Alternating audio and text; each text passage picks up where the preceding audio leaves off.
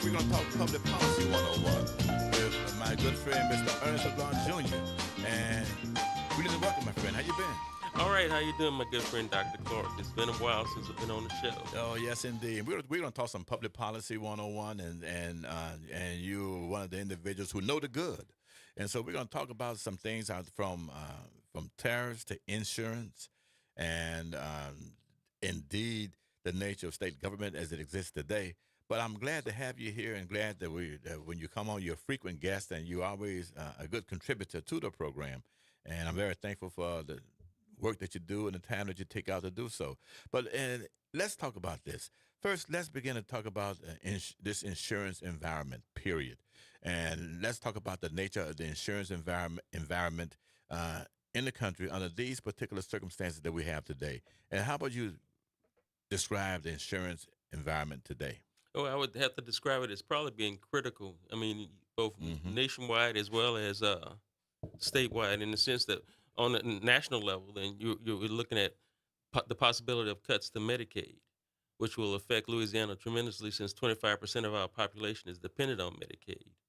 And second of all, so locally in regards to the state, then you're dealing with the homeowners issue, property and casualty issues. Well, I don't know if you probably noticed recently, your homeowners insurance probably almost doubled or tripled, and so I know they're trying to tackle this issue right now in the state legislature. So it's going, it's becoming very expensive, and I guess a lot of insurance companies probably are cautious about insuring Louisiana because of the hurricane seasons and the damage that's caused as a result of it. But in regards to healthcare, I think that's one of the major issues that I'm primarily concerned with, because as we get ready to go into enrollment season, probably starting in, I guess, July and August, there's going to be some companies, government agencies as well, that will start doing enrollments for their employees. And so it's going to be an issue in regards to how much they're going to be facing with in regards to insurance. In regards to homeowners, uh, again, until the legislature does something, your car and your homeowners insurance is going to probably take a suffer for that. Well, and the most curious thing about all of this is that this is so indeed important to all of us. Is it not? Because we all need to have some form of insurance. It's required. Insurance is indeed required for autos when you're driving on the streets of the state of Louisiana. But at the same time, we discovered that insurance becomes, if one has a mortgage, it is required then under the mortgage. But by the same token as well, it is you pay insurance for a reason, do Right. you not? And the reason is what? Well, Yes. regardless if you pay for insurance, or you have to consider yourself being self-insured, where Yes. that means you're taking on the risk of yourself in regards to. So when you're really buying auto insurance, you're really protecting somebody that may hit, or may hit you, that without insurance. But otherwise, if you own your vehicle, you don't necessarily have to have insurance. But that if that vehicle is totaled, then again you're assuming the risk that you're going to have to pay for all that out of pocket. And the same thing with hurricane. I mean, with home insurance, a hurricane comes in or a flood comes in and wipes out your property. If you don't have that insurance from the insurance company, then at some point either you're going to have to take that loss and move on to some other property, or you're going to have to pay for it out of pocket some kind of way to Now, do the repairs. now this explains. This is why insurance, and more so importantly, why public policy is so important to everyone. So many of us in American society today, so many of us ignore public policy, don't pay attention to public policy until it addresses us. But when it comes to this, when it comes to insurance, when it comes to Medicaid, Medicare, it is indeed something that we have to pay particular attention to. You mentioned earlier that, hey, we find that significant portion of the state, more than 25% of the state, is affected by Medicaid. But what happens is that that's Medicaid. They may be they may be a part of the Medicaid environment, but the Medicaid environment is expensive because it goes into now healthcare workers and healthcare opportunities and healthcare clinics and where they're going to be located. And you can talk to our listening audience and tell why those clinics become so inherently important. Yes, sir. Yeah, well, I don't know if it's affecting Louisiana as much as it is around the country, but you have also hospitals that are being taken over by private concerns now, that are basically that are looking more at the profit margin, and therefore cutting services in regards to how they treat people. And then when the profit margin isn't correct, they're closing those facilities. And so, especially when you get into the rural areas where you already have limited hospitalization or limited healthcare providers and stuff. So yeah, no, I agree with you completely that insurance is basically a definitely important public issue. In fact, that's why we're saying that the legislature is looking at it. That's why we have Medicaid, Medicare, Social Security. You have these things because they're safety nets for people who basically would have to be self-insured, and and many folks. And again, I guess if you take the position that, I mean, if you're working every day, you have a job and you have an income, then you should provide for your own insurance and be able to cover it. Or again, you assume that risk on yourself. I mean, if I don't have health insurance and I go out there and break a leg, then first when I go to the hospital, then I'm gonna have to do whatever cost is gonna come out of my pocket before they treat me. Whereas then the health insurance provides you that added protection where you don't have to necessarily come out of pocket. But And you also mentioned the fact that this is indeed a cost benefit analysis in terms of the insurance companies. Mhm. They're taking a risk that nothing's going to happen to you, Well, it's a or that business. you're going to be that you're going to be well, Oh, or that yes. oh, yeah, absolutely, Dr. Clark. In the sense where, I mean, I guess it's cost benefit analysis are a gamble. They're gambling that you're going to be okay because again, it's less risk on their part if you're young and you're healthy.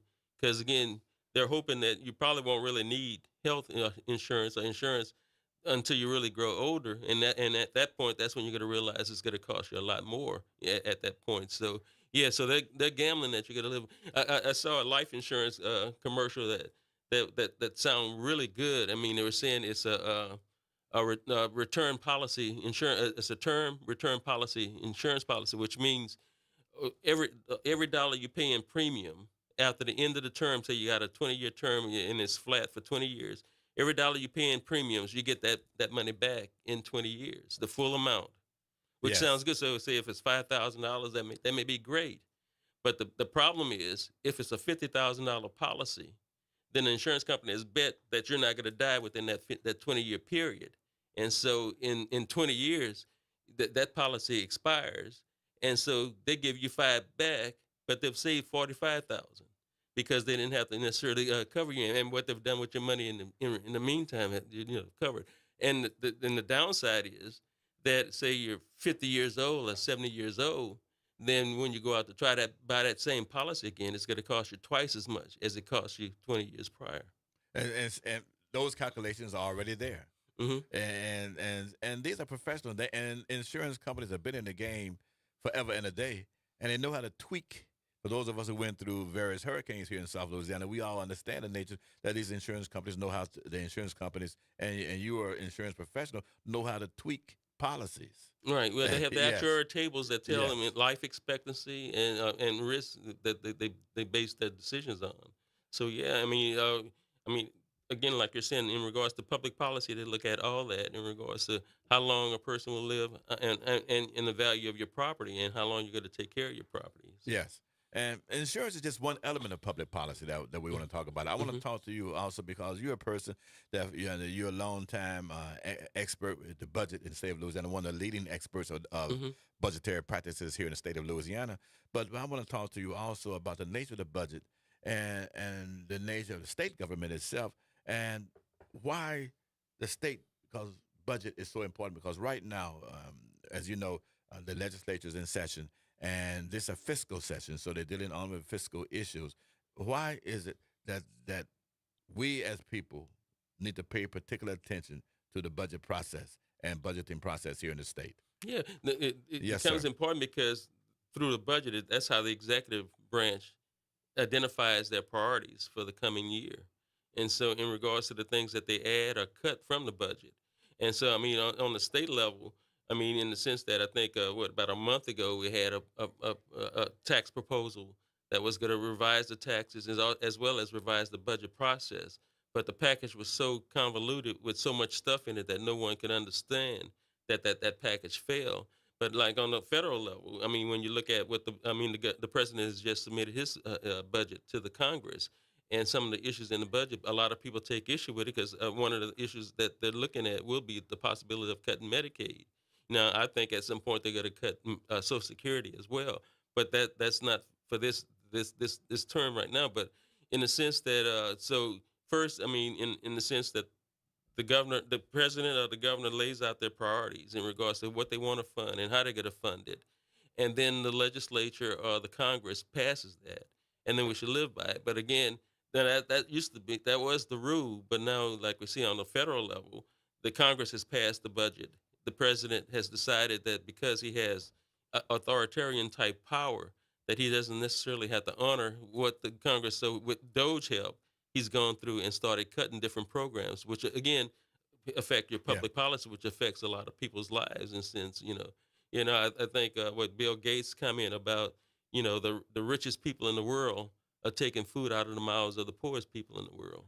So at some point, at some point, it's going to have to come to a period where it's recognized what's taking place in society. Do you think that America is going to wake up and realize what's happening in terms of the budgetary process, in terms of the various cuts, those really actually affect the common man? When I say America, I mean the Mhm. U.S. Congress is going to recognize this. Well, Yes. America in general, because again, I think what President Trump won by 7 million votes, so there's at least 7 million people that believe in whatever he's believing in. And so I think was it Bill Clinton who says that it's the economy in regards to. So I would think that a lot of people are starting to become more aware of what they made, the decisions that they made as it starts hitting their pocketbooks. And so if the economy continues to decline, then I would think people will start waking up and say what we're going on. So regardless whether we go towards an authoritarian state, I don't know if that's going to be as important to some as the fact that I have to pay $9 for a carton of eggs, or my gas is $5 a gallon. But if the gas is $5 a gallon, and eggs continue to rise, then I would think people will wake up and say, wait a minute, something's not working here. Or if the stock market continues to be in a state of flux, because again, you can't do business if you don't know what the game plan is and the final outcome. How can you do your planning? And right, because you have to have some degree of capitalism operates by stability, Hmm. and it also operates by growth.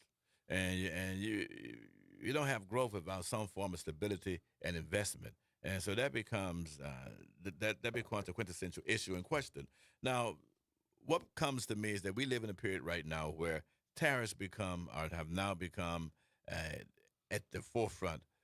This particular presidential administration. Uh, your concept in terms of what's taking place right now is this the way the leadership right now is approaching the tariffs? Do you see it as being effective? Because you're a man that's always throughout your professional life you deal with numbers, Hmm. Oh yeah, you deal with sector economics and public policy. Yes, sir. yeah.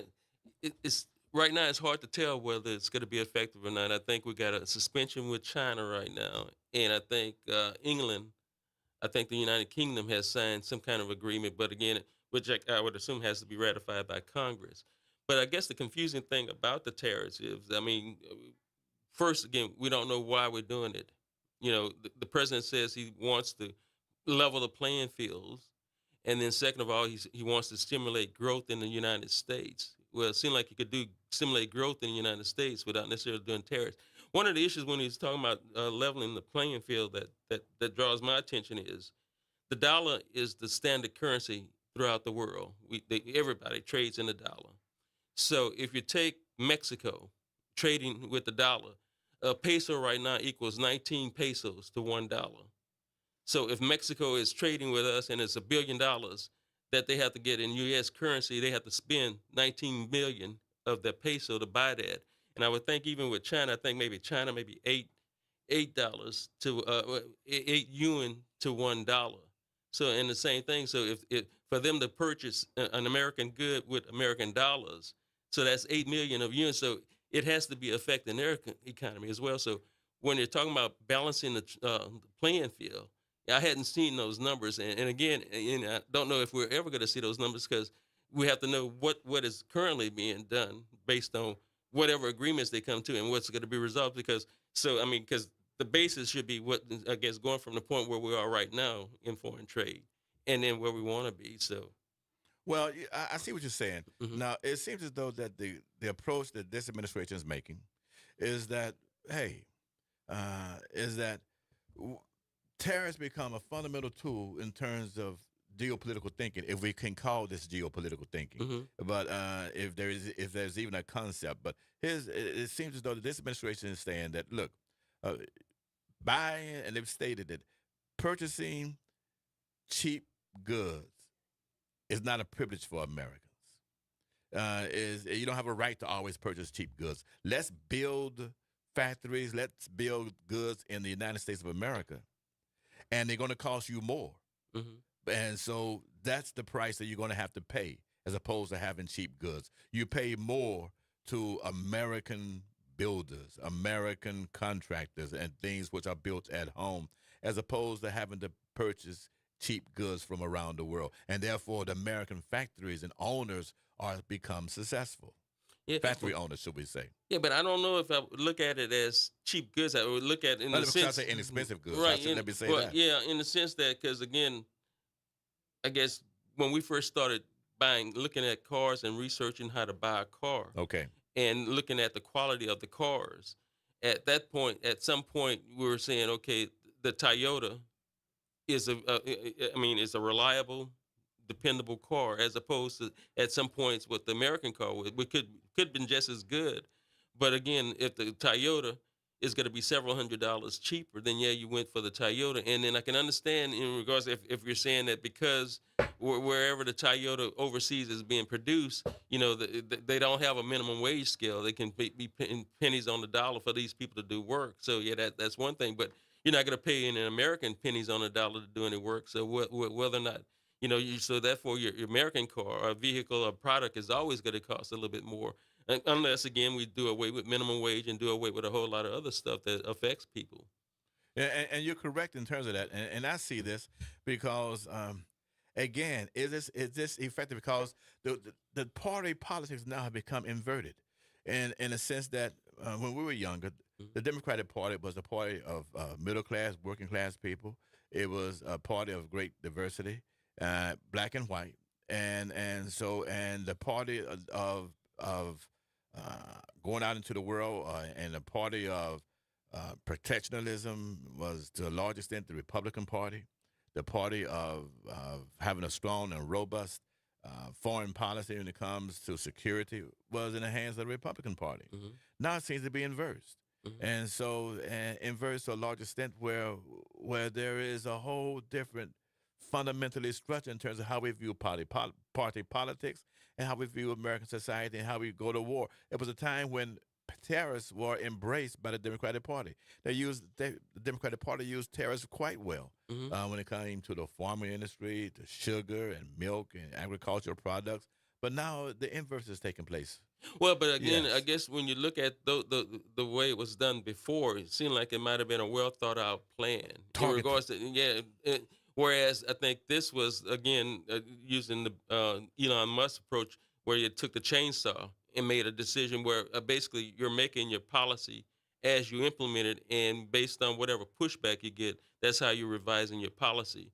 So I mean, and I think that's why we're saying that the economy and things are in a flux because people don't really know what is the overall game plan. At one point, I think when we're talking about making Canada the first state, we're saying that we're going to impose tariffs on them because a lot of fentanyl was coming in through Canada, and then it changed to something else. I mean, and the same thing in regards to we look at Mexico. I mean, but so what is our overall game plan? And so we're saying we want to level the playing field. But if the dollar is the standard for currency that's traded throughout the world, and other countries have to buy into the dollar, then I would think that I would in those other countries I would be thinking that maybe I'm not coming out as strong as I'm thinking I should be. But it's all negotiation, and I can appreciate that that you want to build up industries in the United States, but you can do that without the tariffs. I mean, if you're really serious about it. But I think what this administration is saying is that he's going to bring in so much money from the tariffs that's going to offset whatever growth that we have. But again, it looks like maybe it's going to be the side deals that he makes with Saudi Arabia and the Middle East that's going to bring in the cash that's going to give him the money. But again, and it goes against what do we stand for anymore? I mean, in the sense that we're no longer talking about oppression around the world and helping people, but we're now talking dictators and trying to encourage them in regards to their policies. So, but maybe if it brings us world peace and brings us whatever prosperity, but Can you look into any of those countries that have all this money and say that they don't have poverty and don't have people suffering? I mean, could you look at Russia and say that they're not people in Russia that's suffering right now? Well, I like the point that you're making, Mm-hmm. and whereas you find at one point you see an administration that is based its policy on the deconstruction of America, Mm-hmm. and this is and the deconstructing of the deconstruction of America is taking place very very effectively, but and they're doing a good job to this point. But there is something in America that we do have that people forget about is that we do have something called elections. Mm-hmm. So in 2 years, 4 years, 6 years, 8 years, you will see a response to this deconstruction process.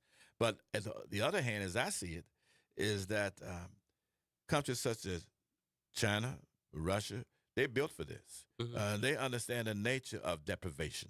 And you cannot bring 1,400,000,000 people to your knees because who are already structured and their entire culture is not structured in terms of consumerism. Mm-hmm. They understand the nature of deprivation, the nature of security.